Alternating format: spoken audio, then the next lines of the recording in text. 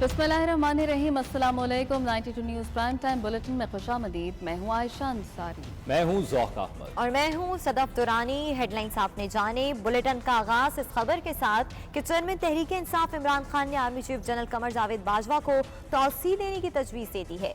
एक इंटरव्यू में इमरान खान ने कहा कि नए आर्मी चीफ की तैनाती नए हुकूमत आने तक मौखर कर देनी चाहिए। नई हुकूमत नए आर्मी चीफ का इंतखाब करे। इमरान खान ने पेशकश की कि वो इलेक्शन पर बात करने के लिए तैयार हैं। इस्लामाबाद हाई कोर्ट में बात करने का मौका दिया जाता तो शायद वो माफ़ी मांग लेते।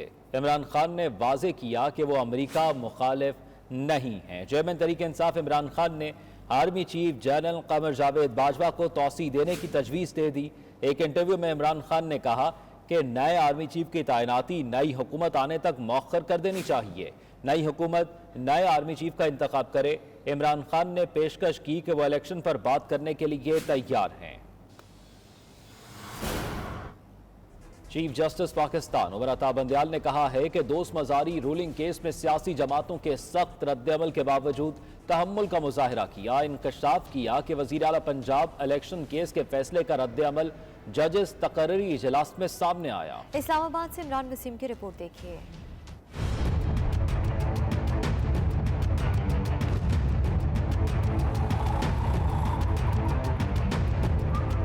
चीफ जस्टिस ऑफ पाकिस्तान ने नए अदालती साल की तकरीब से खिताब में कहा कि पॉलिसी मामलात में अमूमी तौर पर मुदाखलत नहीं करते, लेकिन लोगों के बुनियादी हकूक के तहफ़्फ़ुज़ के लिए ऐसे मुकदमात भी सुनने पड़ते हैं। मार्च 2022 से होने वाले सियासी वाक़यात की वजह से सियासी मुकदमात अदालतों में आए हैं। चीफ जस्टिस ने बताया कि डिप्टी स्पीकर कासिम सूरी की रूलिंग पर जजेस की मुशावरत से अज़खुद नोटिस लिया। 5 दिन समाअत करके रूलिंग को गैर आईनी करार दिया। सुप्रीम कोर्ट ने डिप्टी स्पीकर पंजाब असम्बली की रूलिंग का फैसला भी 3 दिन में सुनाया। चीफ जस्टिस ने कहा कि दोस्त मजारी की रूलिंग को कालअदम करार देने पर सियासी जमातों ने सख्त रद्दअमल दिया। सियासी जमातों के सख्त रद्दअमल के बावजूद तहम्मुल का मुजाहरा किया गया। आगाह है कि मुल्क को संगीन मुआशी बहरान का सामना है। मुल्क में इस वक्त बदतरीन सैलाब का सामना करना पड़ रहा है। सैलाब मुतासिरीन के लिए जजेस ने 3 दिन और अदालती मुलाजिमीन ने 2 दिन की तनख्वाह अतिया की है। चीफ जस्टिस ने इंकशाफ किया कि वज़ीर आला पंजाब के इंतखाब के मुकदमे का फैसला मेरिट पर हुआ। इस मुकदमे में वफाक ने फुल कोर्ट बनाने की इस्तदा की जो कानून के मुताबिक नहीं थी।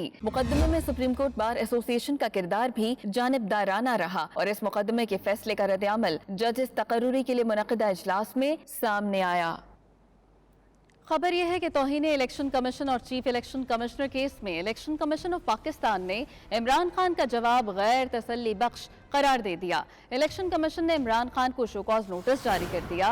इमरान खान 27 सितंबर को ज़ाती हैसियत में इलेक्शन कमीशन में तलब कर लिए गए। इलेक्शन कमीशन ने असद उमर और फवाद चौधरी का जवाब भी गैर तसल्ली बख्श करार दे दिया। दोनों पीटीआई रहनुमाओं को भी शोकॉज नोटिस जारी कर दिए हैं। असद उमर और फवाद चौधरी को भी 27 सितंबर को ज़ाती हैसियत में तलब कर लिया गया है।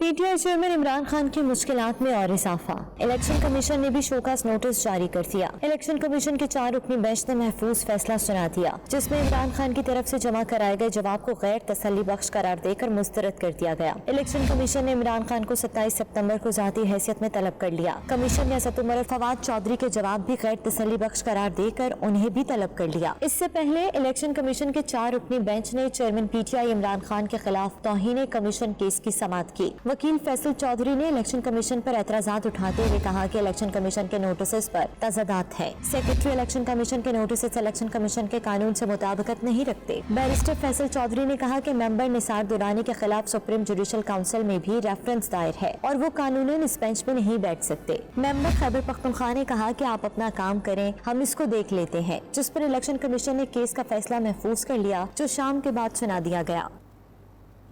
महंगाई के सताए अवाम को बिजली के मजीद झटके। नेपरा ने माहाना फ्यूल एडजस्टमेंट चार्जेस की मद में भी बिजली 4 रुपये 34 पैसे महंगी कर दी, जिससे सारिफीन पर मजीद बोझ पड़ गया है। सारिफीन पर 1 माह के लिए 59 अरब का इजाफी बोझ पड़ेगा। नेपरा ने जुलाई के फ्यूल एडजस्टमेंट का फैसला जारी कर दिया। CPPA ने बिजली 4 रुपये 69 पैसे फी यूनिट इजाफे की दरख्वास्त की थी। अथॉरिटी ने 31 अगस्त 2022 को FCA पर समाअत की थी। इजाफी वसूलियाँ सितंबर के माह के बिलों पर होंगी। बिजली मजीद महंगी होने की खबर सुनकर शहरी तिलमिला उठे। शहरियों ने फ्यूल एडजस्टमेंट की मद में किया गया इजाफा जुल्म करार दे दिया है। सारिफिन का कहना है कि महंगाई की चक्की में पहले ही पिस रहे हैं, हुकूमत अब बस करे, बिजली के बिल भरने की अब सकत नहीं रही। आम आदमी के लिए तो बहुत मुश्किल हो जाएगी। पहले खाना पीना उनके लिए मुश्किल हुआ पड़ा हुआ है, तो बिजली और महंगी करके और उनका जीना हराम कर रहे हैं। इम्पोर्टेड हुकूमत से दरख्वास्त है कि रिलीफ दे आवाम को। यूनिट जो है वो तकरीबन 50 प्लस हो गया है, तो 50 प्लस यूनिट गरीब आदमी का तो कुचुम्बर निकल जाएगा। गरीब आदमी पहले ही बिल नहीं दे सका, उसके अगस्त के बिल भी पेंडिंग है, वो एहतजाज पे है। सितंबर के भी अभी आप बता रहे हैं मजीद बढ़ गई है। 20-25 हज़ार तनख्वाह है, वो बिलों में चली जाएगी तो हम क्या खाएंगे। पहले कह रहे थे कम कर दिया, अभी थोड़े दिन गुजरे हुए हैं तो फिर आपने 4 रुपये 75 पैसे 76 पैसे फिर बढ़ा दिया। ये हमारे ऊपर जुल्म हो रहा है। आवाम को रिलीफ देगी तो कुछ बचेगा, नहीं तो वरना हमारे कारोबार ख़त्म हो जाएंगे।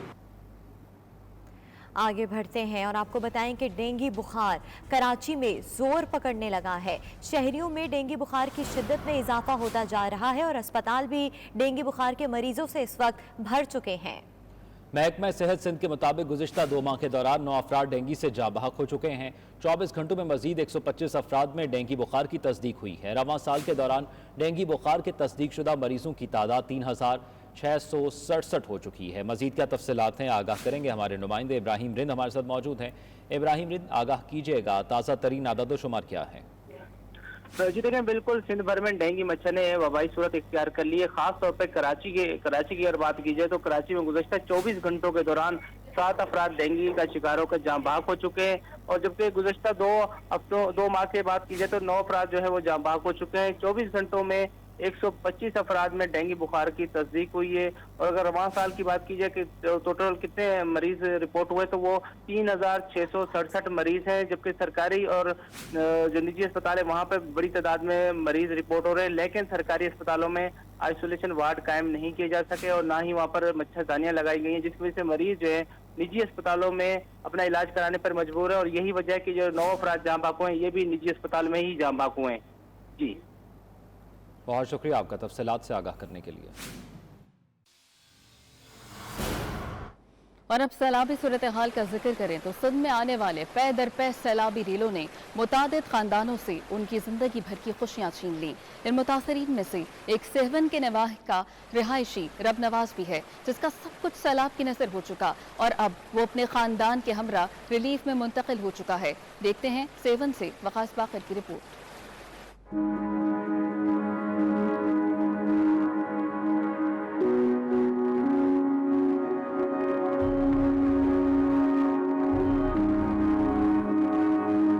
आंखों में आशियाने उजड़ जाने का दुख, बेबसी की सी कैफियत और मासूम बच्चों के चेहरों पर उदासी। ये कुनबा है सेवन के नवाही गांव के बासी रब नवाज का, जिसका सब कुछ सैलाब की नजर हो गया और अब ये अपने घर से कोसों दूर रेस्क्यू कश्ती में सवार है। बेसरो सामानी के आलम में की गई नकल मकानी की रोदात रब नवाज ने कुछ इस तरह बयां की।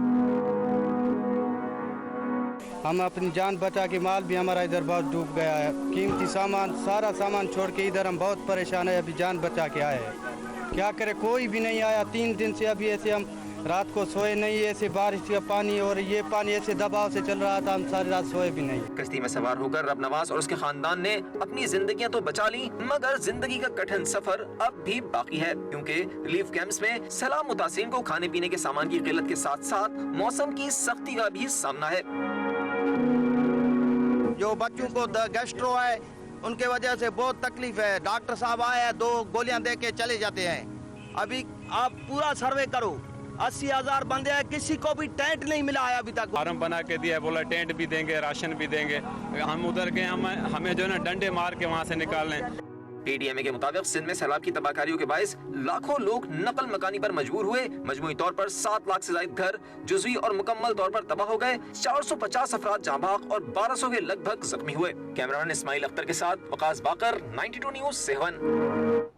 सिंध में बारिशें तो थम गईं, मगर सैलाब मुतासरीन की मुश्किलात का सिलसिला दराज हो गया। सैलाब की बेरहम मौजें सब कुछ बहा कर ले गईं। मुतासरीन को बीमारियों ने भी घेर लिया। अद्वियात की किल्लत और डॉक्टर्स की गैर मौजूदगी ने मुसीबतों का पहाड़ खड़ा कर दिया।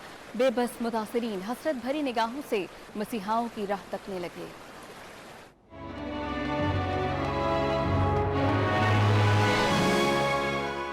सिंध में बारिशों के बाद आने वाला सैलाब इंसानी अलमिये जन्म देने लगा। जो सैलाब की बिफरी लहरों से बच निकले वो भूख और बीमारियों के भंवर में फंस गए। मुतासरीन के लिए बनाए गए रिलीफ कैंप्स और खैमा बस्तियों में वबाई अमराज फूट पड़े।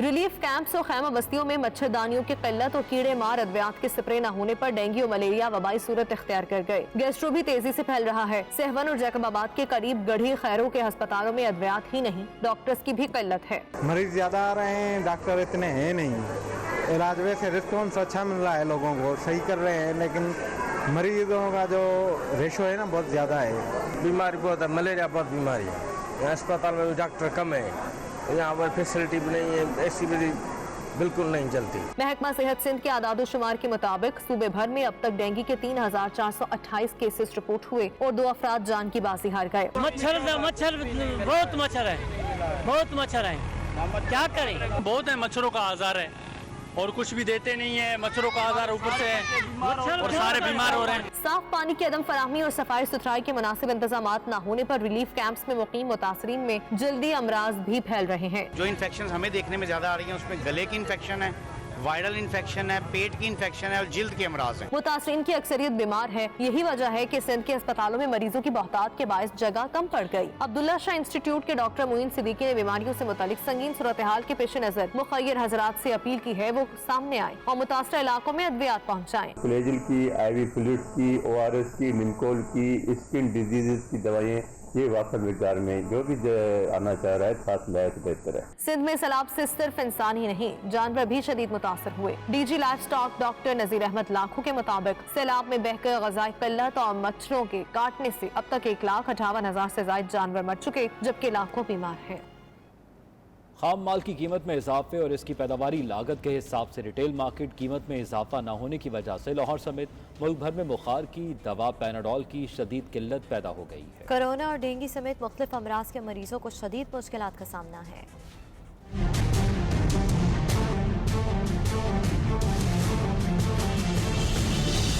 डेंगू के मोहलिक वार जारी। दूसरी जानिब बुखार की दवा पैनाडोल की शदीद किल्लत। निजी कंपनी ने खाम माल की कीमत में इजाफे और उसकी पैदावारी लागत के हिसाब से रिटेल मार्केट कीमत में इजाफा न होने की वजह से मैन्युफैक्चरिंग इंतहाई कम कर दी। मेडिकल स्टोर्स पर पैनाडोल गायब होने से कोरोना, डेंगू समेत मुख्तलिफ बीमारियों में मुब्तला मरीजों को शदीद मुश्किलात का सामना है। लोगों को शऊर देना चाहिए कि पैनाडोल के अलावा उस फार्मूले में और भी बहुत सी मेडिसिन है जिससे इंसान को अफाका हो सकता है। 280 रुपये का डब्बा है या तकरीबन 232 रुपये का डब्बा पड़ता है, लेकिन मार्केट वाले 750 रुपये का डब्बा दे रहे हैं। मिल रही है लेकिन शॉर्ट रेट पर मिल रही है। चेयरमैन फार्मा मैन्युफैक्चरिंग एसोसिएशन काजी मंसूर दिलावर कहते हैं कि पैनाडोल की फी गोली कीमत 1 रुपए बढ़ाने की इस्तदा की मगर नहीं माना गया। पैरासीटामोल इस वक्त शॉर्ट है जो मार्केट में इस वक्त सबसे बड़ा इशू बना हुआ है, क्योंकि डेंगू में, आपके कोविड में, आपके बुखार में, आपके जिस्म दर्द में ये मेडिसिन यूज होती है। उसके पीछे रीजन पहले भी मैंने बताई थी कि इसकी जो रिटेल प्राइस हमें मिली हुई है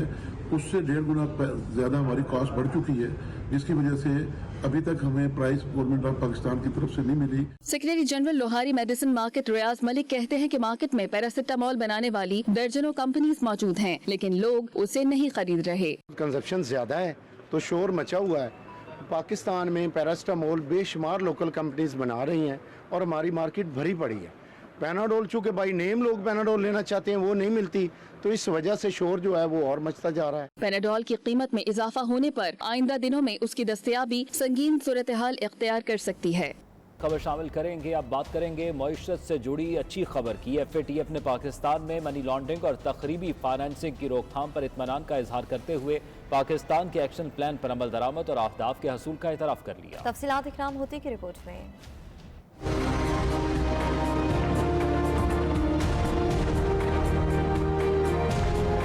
सैलाब से मुतासरा पाकिस्तान के लिए अच्छी खबर। पाकिस्तान ग्रे लिस्ट से निकलने को है। FATF ने अगस्त तक की रिपोर्ट जारी कर दी है, जिसके मुताबिक पाकिस्तान की जानिब से मनी लॉन्ड्रिंग और टेरर फाइनेंसिंग की रोकथाम पर किए गए इकदामात को तसल्ली बख्श करार दिया गया है। FATF ने साथ ही चौथे राउंड की बैनुल-अक़वामी रेटिंग में 40 सिफारिशात पर अमल दरामद का एतराफ़ भी कर लिया है।